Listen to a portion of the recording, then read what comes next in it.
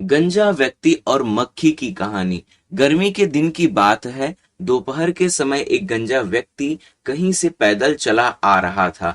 वह इतना थक चुका था कि जमीन पर बैठकर सुस्ता रहा था कि कहीं से एक मक्खी उड़ती हुई आई और उसके गंजे सिर पर भिनभिनाने लगी। उसने उसे भगाया तो वह उड़ गई, लेकिन कुछ देर बाद आकर वह फिर से भिनभिनाने लगी। गंजा व्यक्ति परेशान होने लगा और यह देखकर मक्खी को मजा आने लगा। अब वह बार बार उसके सिर पर भिनभिनाने लगी। मौका पाकर उसने उसे काट भी लिया।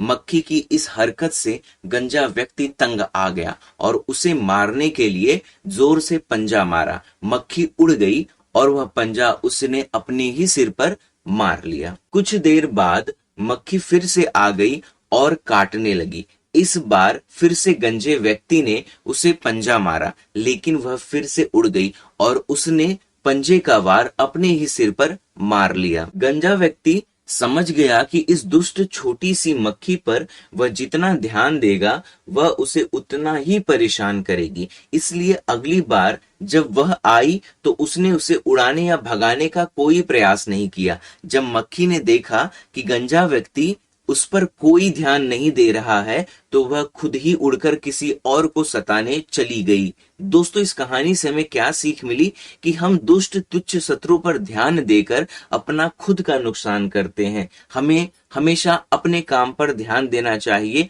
बाकी चीजों को छोड़ देना चाहिए।